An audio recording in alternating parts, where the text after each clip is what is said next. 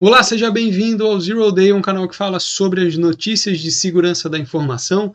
E não teve vídeo na semana passada porque tivemos um problema com a nossa equipe, então eu acredito que eu vá lidar com esse canal aqui sozinho mesmo, vai ser um outro canal meu. E aí eu tenho uma dúvida, será que é interessante deixar esse canal separado do Guia Anônima ou eu levo todo esse conteúdo de notícia para lá também? Então deixa o seu comentário aí pra gente ver o que você acha sobre isso. Então vamos começar as notícias. Polícia especializada prende e indicia 5 em uma operação contra carders que furtaram mais de 4 milhões de reais.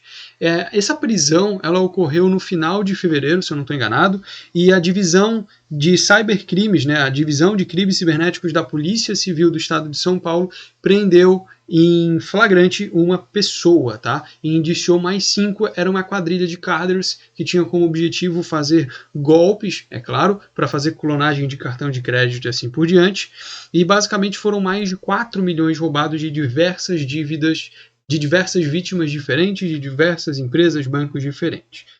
Basicamente esse daqui, ele é um vídeo que circulou aí pela internet da polícia meio que entrando na casa do Carter, né? E, bem, essa foi apenas uma das operações da polícia. Às vezes demora para eles pegarem, mas geralmente eles acabam pegando esses Carders. Vamos para a próxima, então. A próxima notícia é muito triste, é sobre um incêndio em um data center na França, um incêndio na OVH, e esse incêndio interrompeu diversos servidores e sites de um monte de empresa na Europa.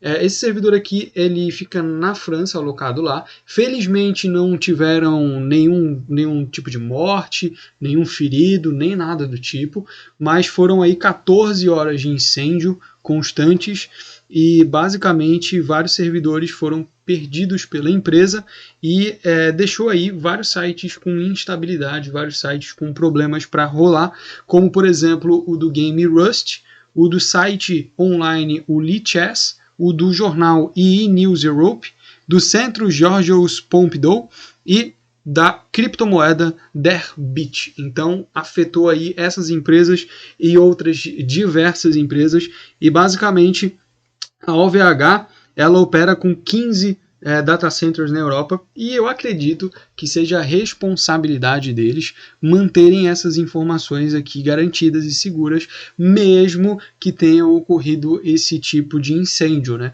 Afinal, você está contratando um data center e eu acredito que seja responsabilidade deles manter os seus dados vivos e seguros, porque mesmo que caia uma bomba em cima desse data center, teoricamente eles têm que ter essa recorrência em outros data centers para que os dados não sejam completamente perdidos. Agora uma notícia de vazamento. Um aplicativo do iPhone expôs 300 GB em gravações de chamadas de voz dos seus usuários. O aplicativo ele não é da Apple, mas ele é disponível para iOS e o aplicativo é o Automatic Call Recorder, que tem como objetivo gravar as chamadas para que o usuário consiga verificar essa gravação posteriormente. E isso basicamente funciona de maneira online, então ele grava e deixa disponível na nuvem.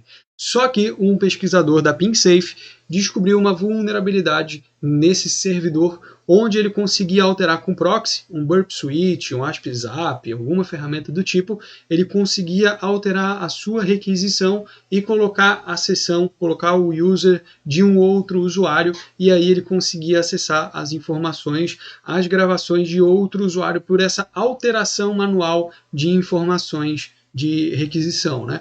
Então, com isso, ele conseguia obter os áudios de muita gente, e aí era só basicamente fazer um botzinho para alterar esse request e obter áudios de outras pessoas que não sejam dessa conta. Esse servidor está exposto basicamente e o perigo é eminente e evidente, né? Já que não necessita de uma parte de autenticação.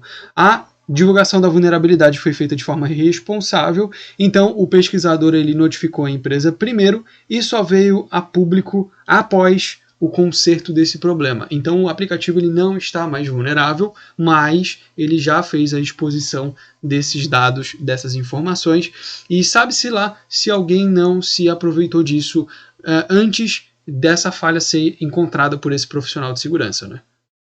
Agora uma notícia sobre câmera para mostrar para você que a segurança física ela também é muito importante, mas você tem que fazer a segurança digital dessa segurança física.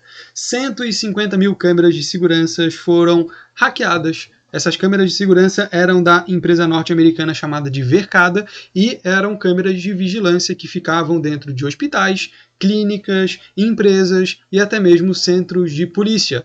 E basicamente o hacker ele não teve um acesso sofisticado, ele conseguiu uma conta de super administrador, uma conta de super user, e com essa conta ele conseguiu visualizar essas câmeras. E aí, por meio delas, ele conseguiu ver um monte de coisa, como câmeras de dentro de um hospital, dentro de uma sala de interrogatório, e assim por diante, como também câmeras das empresas que compraram esse equipamento. E dentro dessas empresas grandes a gente tem a Tesla e a Cloudflare. Sim, a Cloudflare que cuida da segurança digital, mas acabou tendo um dos seus equipamentos que elas compraram invadidos. É óbvio que a responsabilidade não é deles, só foi um comentário talvez nem tão pertinente assim.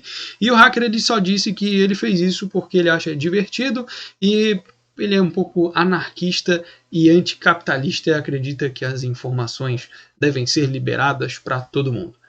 Enfim, é um pouco de, não sei, talvez um pouco de loucura da parte dele, um egocentrismo extremo, mas foi isso que aconteceu, essa é a notícia, não tem muito mais o que eu falar sobre ela, além do que 150 mil câmeras foram hackeadas, e se você tinha uma câmera da Verkada na sua casa, provavelmente você foi espionado por esse maluco.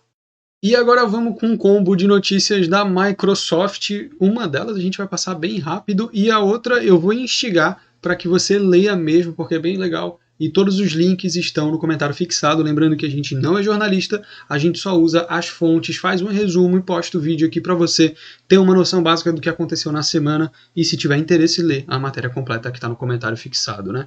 E uma falha na Microsoft permitiu que usuários adicionassem dinheiro infinito na própria conta lá na Microsoft Store. E o mais legal disso é que foi descoberta por um pesquisador brasileiro conhecido aí com o nick de Astro Under, e ele já fez outras explorações e também outros relatórios desses temas da Microsoft. Basicamente, o Astro Unders ele verificou que é possível colocar dinheiro basicamente infinito para adquirir alguns produtos da Microsoft e gerar inclusive algumas notas fiscais frias, tá?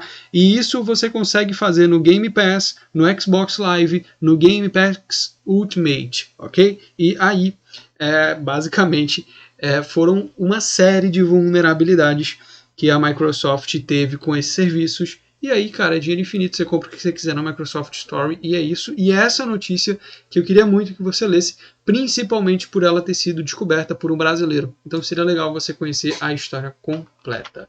Outra falha na Microsoft que a gente não pode deixar de falar são as falhas que ocorrem aí nos seus servidores e em alguns serviços de e-mail da Microsoft. Inclusive, a Microsoft assumiu que sofreu ataques de hackers chineses aos seus servidores. Então, a Microsoft admitiu que nessa semana o seu serviço de Exchange sofreu um ataque hacker por um grupo chinês de cybercriminosos. E esses cybercriminosos eles afetaram em torno de 30 mil companhias americanas, na realidade 30 mil companhias que incluem bancos, departamentos de polícia, hospitais, órgãos financeiros, órgãos sem fins lucrativos e assim por diante. E o objetivo desse grupo, segundo a Microsoft, é extrair informações do governo e da indústria para fazer algum tipo de análise e informações de inteligência, basicamente. E aí isso chegou a ser assunto de segurança nacional, já que muitos órgãos governamentais utilizam a Exchange da Microsoft para esse tipo de situação. E combando com exatamente essa notícia, a gente tem que a Casa Branca diz que o Outlook ainda é vulnerável mesmo após patches e patches de atualização pela empresa do tio Bill. E aqui um pesquisador da Casa Branca informou que o Outlook ainda é vulnerável e ainda é um risco para os seus utilizadores. E é claro que isso deve estar interligado com as informações do ataque hacker à Exchange da Microsoft, ao serviço de e-mail deles, já que, poxa, o serviço de e-mail da Microsoft Outlook, putz, está tudo ali, né? Um lado cliente e um lado servidor, basicamente. Então a Microsoft aí ganhou destaque nas notícias durante esse resumo do Zero Day. E se você tem interesse em ler as notícias completas, todos os links estão aqui no comentário fixado, beleza? Então você pode acessar por lá e ter ali a noção completa de tudo que aconteceu, já que o nosso intuito é resumir essas informações. Não se esqueça de se inscrever aqui no canal, deixar um like e compartilhar esse vídeo com seus amigos, beleza? Então é isso, muito obrigado e até mais. A gente se vê lá no Guia Anônima.